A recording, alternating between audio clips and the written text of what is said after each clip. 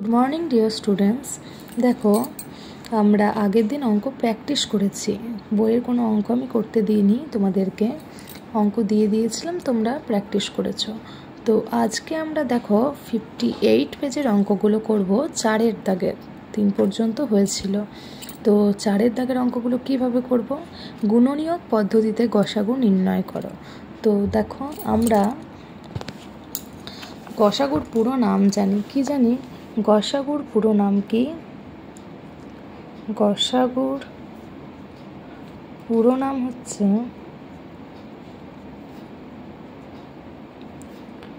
গরিষ্ঠ সাধারণ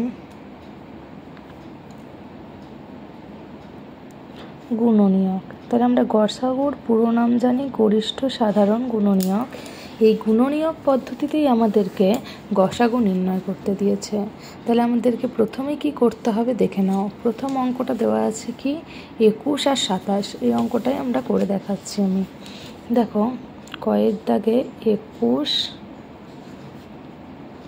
আর 27-এর গসাগু দিয়েছে গুণনীয়ক পদ্ধতিতে। তাহলে আমাদেরকে আগে গুণনীয়ক বের করে নিতে হবে। গুণনীয়ক কি করে বের করে? দেখো, 21-এর গুণনীয়ক বলে লিখতে হবে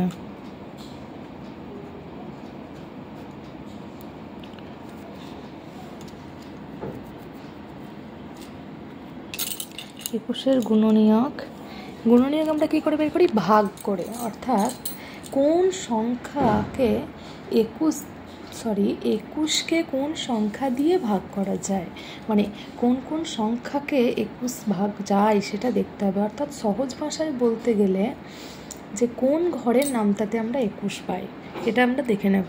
তাহলে কোন ঘরের নামটা 21 পাই বলো তো? যখনই কোনো গুণনীয়ক বের করতে দেবে তখন যেই সংখ্যাটা দেবে 1 আর সেই সংখ্যাটা হবেই, মানে 1-এর সঙ্গে 21 যদি ভাগ করি মিলে যাবে, আবার 21-এর সঙ্গে 21 ভাগ করলে মিলে যাবে। তাহলে যখনই কোনো গুণনীয়ক বের করতে দেবে তার মানে 1 আর সেই সংখ্যাটা যার কথা বলবে সেই সংখ্যাটা হবেই। এবার তাছাড়া আর কোন সংখ্যা দিয়ে ভাগ করা যায় সেটা দেখতে হবে, যে 21কে আর কি দিয়ে ভাগ করা যায়। তাহলে ভাগ করা যায় অর্থাৎ কোন ঘরের নামটাই আমরা 21 পাই সেটা দেখতে হবে। তাহলে প্রথমেই আমরা 1টা লিখে দিলাম। এবার আমরা দেখো 3-এর ঘরের নামটা পড়ো। 3-একে 3, 3 2-এ 6, 3 3-এ 9, 3 4-এ 12, 3 5-এ 15, 3 6-এ 18, 3 7-এ 21।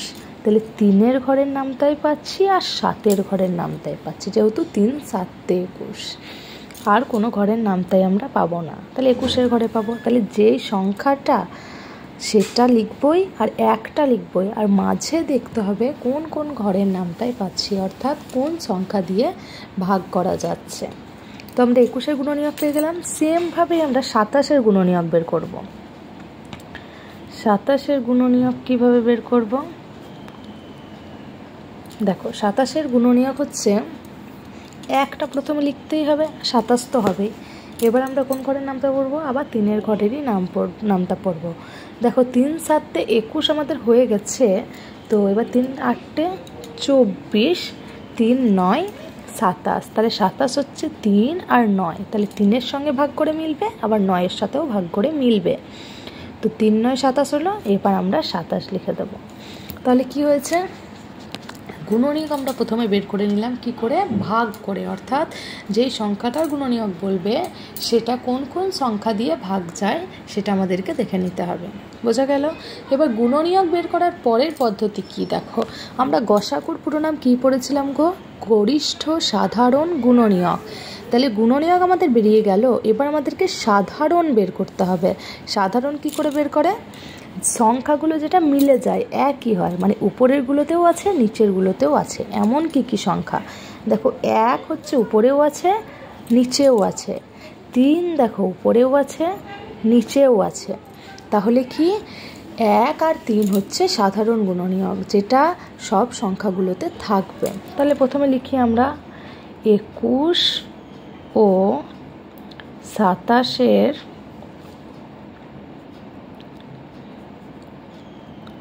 সাধারণ গুণনীয়ক কত হবে? তাহলে 1 আর 3। তাহলে আমরা গুণনীয়ক হয়ে গেল, সাধারণ বের করে ফেলাম। এবার আমাদের কী বাকি আছে বলো তো? গরিষ্ঠ। গরিষ্ঠ মানে আমরা কি পড়েছিলাম? গরিষ্ঠ মানে পড়েছিলাম সবচেয়ে বড়। গরিষ্ঠ মানে হচ্ছে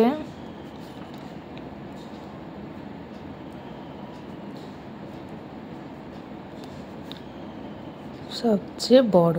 তাহলে এই দুটো সংখ্যা যে সাধারণ পেয়েছি তার মধ্যে বড় কোনটা? অবশ্যই 3 বড়। তাহলে অতএব নির্ণেয় গসাগু সমান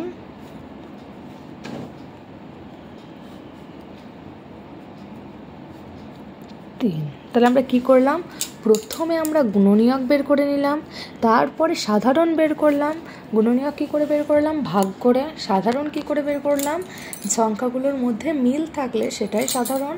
সাধারণের পর আমরা কি বের করলাম? গরিষ্ঠ, অর্থাৎ সবচেয়ে বড় যে সংখ্যাটা সাধারণের মধ্যে সেটাই হবে গসাগু। বোঝা গেল? এইভাবে তোমরা অঙ্কগুলো কমপ্লিট করবে। আমি কয়েকটা করে দিলাম, তোমরা খ, গ, ঘ, ইঙ 4টে করবে। ঠিক আছে? ওকে, টাটা।